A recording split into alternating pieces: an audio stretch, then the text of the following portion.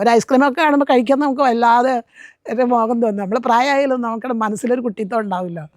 അപ്പോൾ നമുക്കത് ശ്വാസം മുട്ട് കാരണം വിഷമിച്ച് മോഹം തിരിച്ച് കടന്നു വരാറുണ്ട്. അപ്പോൾ ഈ ഉത്സവത്തിന് ഞാൻ 3-4 ഐസ്ക്രീം തിന്നു. ഇതൊക്കെ ചെറിയ കാര്യമാണെങ്കിലും ഈ ഭഗവാന്റെ അനുഗ്രഹമാണ്. ഈ ക്ഷേത്രത്തെക്കുറിച്ച്, ഈ ഭഗവാനെക്കുറിച്ച് ഞാൻ 7-8 പ്രാർത്ഥനകൾ എഴുതിയിട്ടുണ്ട്. ചെറിയൊരു പ്രാർത്ഥനയാണ്, വേണമെങ്കിൽ ചൊല്ലാം.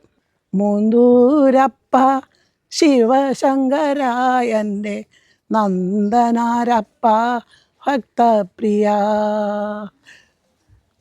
നിൻ തിരുസന്നിധി വന്നണയും ഭക്തരെ കാക്കണേ ശിവശങ്കര.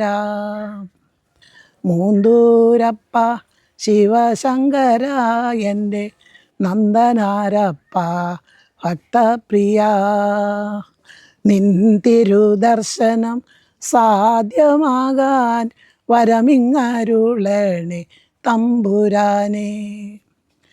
ഒരു കുമ്പിൾ തുമ്പപ്പൂ നേർച്ചയേകാം, ചെത്തിപ്പൂ കൊണ്ടൊരു മാല ചാർത്താം, ഗംഗാധരാ നിൻ ശിരസിലണിയുവാൻ കൂവളത്തിലയും ഞാൻ കൊണ്ടുപോരാം.